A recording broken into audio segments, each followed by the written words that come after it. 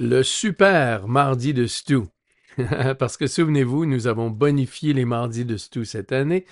Au fait, je ne vous avais pas demandé, mais qu'en pense votre mère? Est-ce qu'elle aime mieux les super mardis de Stu ou les mardis de Stu tout court? Nous n'en avons pas encore parlé, je dois dire, je vais lui demander. Oui, elle sera sans doute une fan des super mardis de Stu, mais bon, elle est aussi une personne assez humble, alors il se pourrait qu'elle trouve que nous y allons un peu fort avec les superlatifs. Wow! Moi, je peux vous dire en tout cas que la mienne adore ça. C'était son anniversaire hier et elle a dû passer du temps à l'hôpital. Et non, ne vous inquiétez pas, rien de grave, une séance de rééducation. Mais elle a pu écouter l'émission et elle adore les super mardis de Stu. C'est une grande fan. Vous l'amusez beaucoup. C'est ce qu'elle a dit, en tout cas. Oui, s'ils font jouer ça 24 heures par jour, elle a dû avoir envie de sortir de là. Oui, en fait, c'est exactement ce que je leur ai suggéré, mais ils ont rejeté l'idée en bloc. Ils s'inquiètent de la santé des gens. Mais pour ma mère, c'était un bon moyen de passer le temps. Sa réussite en tant qu'investisseur lui tient à cœur et elle connaît du succès depuis qu'elle vous écoute. Malheureusement, c'est moi qu'elle écoutait avant que je ne vous rencontre, alors disons qu'elle a connu un mauvais départ, mais maintenant elle est sur la bonne voie, c'est tout, tant sur le plan de la santé que sur le plan financier. Voilà une bonne chose. Merci à vous pour tous vos bons conseils. Et vous savez, je voyage beaucoup, je rencontre des conseillers, des investisseurs qui écoutent l'émission. Ils adorent vous écouter, vous et toute la sagesse de vos nombreuses années d'expérience. Et cette expérience que nous sommes en mesure de partager régulièrement sur les mardis de Stu, ou en tout cas presque à chaque mardi de Stu. Alors voilà. Merci beaucoup. Vous êtes gentil. Je vais prendre le compliment. Comme dirait ma mère, je touche du bois, mais il faudrait pour ça que je vous frappe sur la tête. Oui, je comprends. Ma tête de bois. Mais il y a aussi mes dents en bois maintenant, qui sont un problème encore plus grave. Mais bon, nous allons passer là-dessus. Stu, nous avons abordé ce qui s'est passé sur les marchés avec quelques concepts intéressants concernant l'enthousiasme qui peut s'y développer quand on passe de l'enthousiasme à l'excès d'enthousiasme, à l'exubérance et éventuellement à la folie pure et simple. Ces derniers mois, nous nous sommes concentrés sur l'espace de l'intelligence artificielle. Nous avons également parlé de la concentration des marchés, où un petit groupe d'entreprises, et parfois même un petit groupe d'entreprises isolé dans une petite partie du marché, ou dans une industrie, ou dans un secteur particulier, tout ça est à l'origine de l'essentiel des gains, alors que le reste du marché est à la traîne. Nous avons ensuite parlé de la performance relative de ce marché concentré ou de ce marché plus exposé à ce domaine par rapport à un ensemble plus large de marchés comprenant différents types d'entreprises ou différentes combinaisons de secteurs et d'actifs. Et enfin, nous avons parlé de la valorisation en général, du fait qu'un marché ou un secteur particulier du marché devient très cher par rapport au reste du marché et de ce que cela prendrait pour que cette situation se maintienne pendant un certain temps. Et puis, Stu, voilà qu'hier, tout d'un coup, une petite entreprise chinoise qui se fait connaître du grand public et qui vient chambouler tout ça en annonçant qu'elle a développé sa propre version de l'intelligence artificielle et que sa version à elle fonctionne aussi bien, sinon mieux, que tout ce qui a été mis au point en Amérique du Nord ou en Europe, avec tout ce qu'il en coûte de puces et de microprocesseurs et de centres de données gigantesques qui consomment des tonnes d'énergie. Et ce fut une véritable révélation. Personne ne sait encore tout à fait de quoi il s'agit, mais simplement, l'idée que l'intelligence artificielle pourrait être moins chère à exploiter à l'avenir, qu'elle pourrait être plus largement accessible, que les gagnants dans ce secteur pourraient ne pas être ceux que l'on croyait, cela a littéralement jeté un pavé dans la mare du marché et de la façon dont il s'est bâti au cours des 2 dernières années. Tout d'un coup, certaines actions qui avaient été les grandes gagnantes deviennent des perdantes du jour au lendemain sur la base de cette unique mais étonnante nouvelle. Et il y a quand même quelque chose que j'aime bien dans tout ça. Bien sûr, je ne me réjouis pas que certains perdent de l'argent, mais j'aime l'idée que tous les concepts dont nous avons parlé à cette émission semblent se réunir dans la vraie vie. On anticipe quelque chose, tout d'un coup quelque chose se produit, mais le marché fonctionne de telle sorte qu'il va niveler tous les excès qui s'y produisent. Bon, je m'emporte un peu. Je suis sûr que les auditeurs préfèrent entendre votre point de vue sur tout cela et avec tout ce dont nous avons parlé ces derniers mois. Oui, c'est vraiment intéressant. Je vais déjà y aller d'une autre de mes citations préférées de Mark Twain, celle-là, qui dit Ce n'est pas ce que nous ne savons pas qui nous fait du mal, c'est ce que nous pensions être vrai et qui ne l'est pas. Alors, peu importe comment s'est développée cette discussion au cours des 2 dernières semaines, il y a eu un moment le week-end dernier où toutes les hypothèses sous-jacentes concernant l'intelligence artificielle ont dû être remises en question. Les deux plus importantes étaient le coût de l'entraînement d'un modèle, le montant du capital à y consacrer, et puis le coût de l'exploitation permanente de l'intelligence artificielle. Je vous épargne les chiffres et les calculs qui ont été publiés là-dessus, avec la physique et tout le reste. C'est davantage votre champ de compétences que le mien. Mais on se rend compte à quel point, au moment de bâtir un portefeuille, on consacre beaucoup de temps à ce que nous ne connaissons pas. Oui, on peut s'y préparer autant que possible, et puis on pense détenir toutes ces certitudes. Nous devons être prudents lorsque la liste des choses dont nous sommes sûrs s'allonge. Premièrement, ce n'est peut-être pas vrai, et deuxièmement, plus nous pensons qu'une chose est vraie, plus il y a de chances que nous la surévaluions. Et elle nous paraît tellement vraie que nous la voyons devant nous. La valorisation est une façon pour nous de nous demander dans quelle mesure sommes-nous protégés contre les fluctuations du marché. Hier encore, nous avons eu des doutes importants sur le marché boursier concernant le coût, le montant du capital qui pourrait être nécessaire pour ces modèles. Qui sait, dans quelques mois, la situation pourrait changer et nous pourrions nous trouver face à quelque chose de nouveau. Et dans les 6 à 12 derniers mois, certains ont beaucoup parlé de l'informatique quantique, par exemple.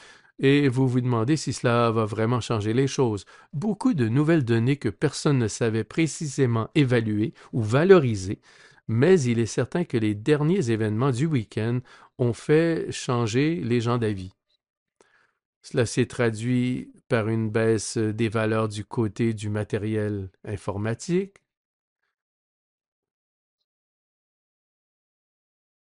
Les conséquences ne se sont pas seulement fait sentir sur les marchés, on a vu quelques effets d'entraînement. La deuxième chose à laquelle je pense, c'est l'image du caillou que je jette dans l'eau quand je regarde les ondulations se produire. Ma première conclusion est que l'intelligence artificielle pourrait être moins chère, très bien. En conséquence, certaines entreprises de logiciels qui vont traiter ces données vont pouvoir le faire de façon moins coûteuse, et donc les actions de celles-ci ont décollé à la hausse. La confusion qui règne autour de tout cela, si vous êtes une société de conseil en technologie, peut être plutôt positive pour vous. Tout d'un coup, beaucoup de dirigeants vont penser qu'ils peuvent se permettre d'aller chercher encore plus de conseils chez ces sociétés qu'ils n'y croyaient.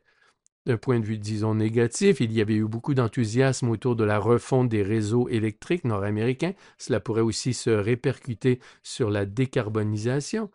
Mais de toute façon, cela jette un doute sur le court terme. Vous aviez une communauté d'acteurs qui avait largement dominé les prix des actions de ces entreprises, Et le jour de cette annonce, il n'y en avait pas une nouvelle pour se lancer de la même manière ou au même prix. C'est ainsi que l'on obtient des mouvements de grande ampleur. En tant qu'analystes, nous faisons de notre mieux pour essayer d'envisager toute une série de scénarios à l'avance. Parfois, nous sommes prêts à faire face à un changement de prix important et nous pouvons dire que nous avons retiré ces opportunités du prix de l'action et que cela pourrait être intéressant. D'autres fois, on constate une baisse et on se demande si c'est suffisant. À l'inverse, certains titres ont décollé hier. Il y a peut-être des éléments positifs, comme une IA moins chère, mais on imagine aussi que les capitaux seront redistribués sur le marché. Certains titres du secteur de la consommation de base ont augmenté de 3 ou 4 Personnellement, je doute fort que ces entreprises valent tout d'un coup 3 ou 4 de plus, mais un jour donné, lorsque le prix des actions des grandes entreprises fluctue, une partie de l'argent peut quitter le marché, mais une autre partie est redistribuée sur le marché. C'est un peu comme si vous aviez un ballon rempli d'eau et que vous pressiez le milieu pour que l'eau en ressorte aux deux extrémités. Certaines actions qui, à première vue, n'ont rien à voir avec cette situation ont évolué très rapidement hier. Alors oui, il s'agit certes d'un événement important. Lorsque la poussière sera retombée, je suis sûr que j'aurai d'autres choses intelligentes à dire et je suis sûr que vous aurez d'autres gestionnaires de portefeuille, des équipes de croissance et des équipes de valeur pour réfléchir à la situation. Mais le dernier point que j'aimerais soulever sur le front de la valorisation, c'est qu'une fois que quelque chose nous est visible, il est difficile de l'oublier complètement. Si vous étiez à l'aise avec une certaine fourchette de valorisation, en raison de la prédominance d'une certaine thèse, et que celle-ci est remise en question, même si les doutes s'éteignent, vous ne reviendrez peut-être pas exactement à la même thèse qu'avant. Vous vous direz, eh bien, je n'avais pas vu venir DeepSeek. Je devrais peut-être réfléchir à tout ce que je n'avais pas pris en compte dans mes facteurs de risque. Oui, tout cela étant dit, je ne pense pas que cela change quoi que ce soit l'importance de l'intelligence artificielle, ce qu'elle va signifier pour l'humanité, ou que cela va nuire aux investissements ou à l'enthousiasme autour de l'IA et de ce qu'elle peut faire pour nous. Mais cela peut certes changer l'état d'esprit. Combien cela va coûter du point de vue de l'investissement? Qui seront les gagnants et les perdants à court terme? Mais ce que je voulais surtout souligner, c'est que ce rajustement a lieu dans un secteur où les valorisations avaient été de beaucoup exagérées. Le ballon était déjà gonflé et si vous le pressez, comme vous dites, cela va sortir de chaque côté. Et c'est vraiment ce que nous avons vu hier. Comme vous le dites dans votre analogie du ballon, l'eau ou l'argent va se répandre et c'est peut-être là la façon optimiste de voir les choses. Il ne s'agit pas d'un abandon total de la valeur des actions et de l'enthousiasme des gens pour le marché boursier. Les taux baissent de façon générale, mais pourraient augmenter en raison de la croissance et du faible risque de récession.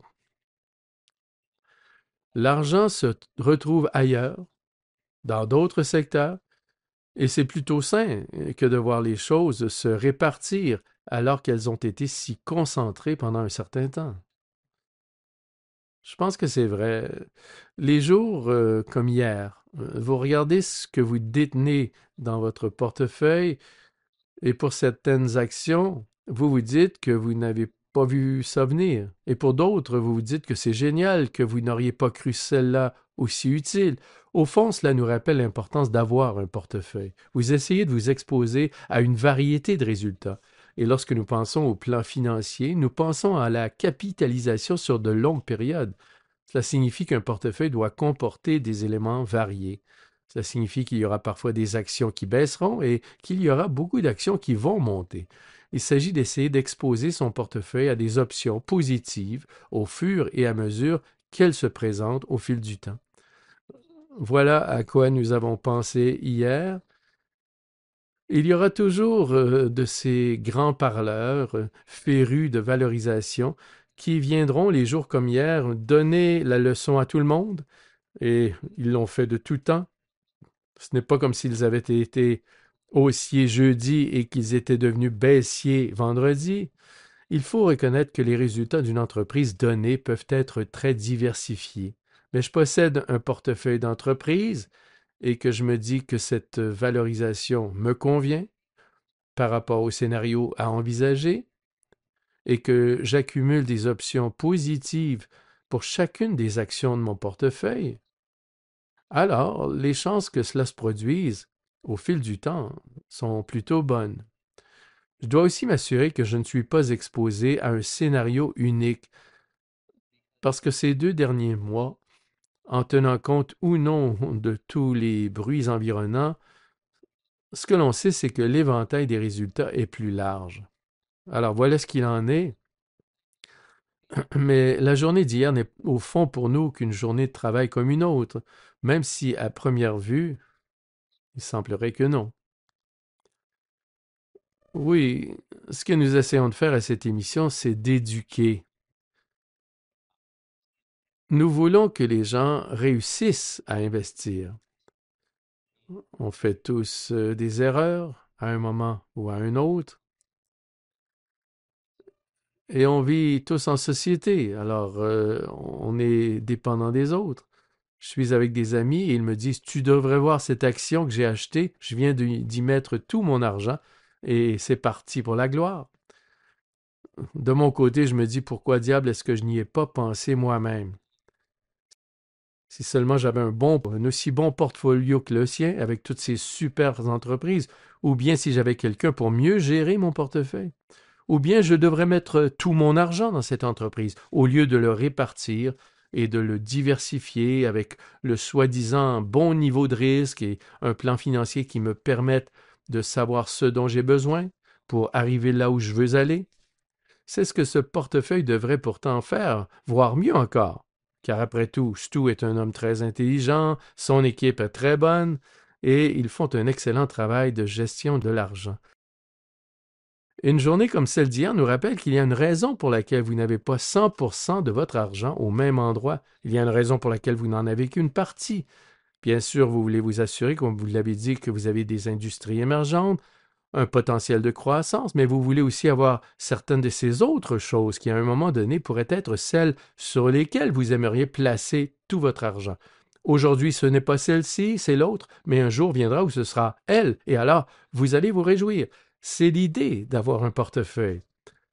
Bon, je sais que je ne l'exprime peut-être pas de la meilleure façon, et c'est pour cela que vous êtes là pour corriger ce que je suis en train de dire, comme vous le faites toujours, mais hier était vraiment une de ces journées où il était bon de se rappeler pourquoi on fait les choses de cette façon plutôt que de l'autre façon, et que ce sera bon pour moi. Je terminais par une autre citation de Tom Gaynor de Markel, un grand investisseur, qui disait « Il y a de vieux gestionnaires de portefeuille et il y a des gestionnaires de portefeuille audacieux. Mais il n'y a pas beaucoup de vieux gestionnaires de portefeuille audacieux. » Et cela veut dire s'exposer au plus grand nombre d'options positives. Oui, oui, c'est comme pour la sauce HP, mon produit préféré. Je l'aime tellement que je fais des vidéos pour en faire la promotion auprès de mes amis. Mon beau-frère l'appelle Huggy's Pride. La fierté de Huggy? Oui, la sauce HP. Je ne sais pas où il est allé chercher ça, mais il l'appelle Huggy's Pride. OK, très bien. Tout ce que je sais, c'est que c'est la sauce préférée de la reine. Alors, je fais des vidéos où j'en verse sur des roulés à la saucisse, en fait, sur n'importe quoi. En gros, je cherche tout ce que je peux trouver pour y mettre de la sauce HP. Et puis un jour, ils ont sorti la sauce HP Bold. Bien sûr, je me suis dit que si j'aimais la sauce HP normale, j'allais forcément aimer la Bold. Eh bien, j'ai vite vu qu'elle n'était pas si bonne que ça, et d'ailleurs que personne ne l'aimait. Alors voilà pour vieux et audacieux, je vais m'en tenir à vieux seulement. Ça me paraît une bonne idée. Une bonne idée. Quelques bonnes leçons ont été tirées de cet épisode. On peut avoir trop d'une bonne chose, il faut le répartir. Et disons que jour après jour, mois après mois, année après année, le marché vous rend plus humble et vous enseigne les leçons qui vont vous aider à devenir un meilleur investisseur. Si vous en profitez, je suis heureux que nous vous ayons invité aujourd'hui, en ce super mardi de Stu, à parler de ce qui s'est passé hier, car cela illustre très bien certaines des choses que vous devez vous assurer d'apprendre et de garder à l'esprit, même dans ma tête de bois, pour devenir un meilleur investisseur à long terme. Car c'est bien de cela dont il s'agit, non? Très bien, merci Dave. Merci Stu, et pour ceux qui nous écoutent, si vous aimez l'émission, donnez-nous un j'aime. Stu est présent chaque semaine et nous avons aussi beaucoup d'excellents experts en investissement. Alors, abonnez-vous, quel que soit l'endroit d'où vous nous écoutez. Abonnez-vous sur YouTube. Les responsables du marketing ne me donnent pas beaucoup de détails, mais ils me demandent de passer le message. Alors, nous aimons avoir plus d'auditeurs. Nous savons que vous êtes nombreux à nous écouter. N'hésitez pas à partager l'émission avec un ami, demandez à un ami de s'abonner. Tout le monde est bienvenu. Et nous espérons que vous nous rejoindrez la semaine prochaine pour un nouveau super mardi de Stu. Cet enregistrement a été fourni par RBC Gestion mondiale d'actifs Inc. à des fins d'information seulement et ne constitue pas un conseil de placement ou un conseil financier. Vous devriez consulter vos propres conseillers juridiques, comptables, fiscaux, en placement ou en planification financière avant d'effectuer toute opération.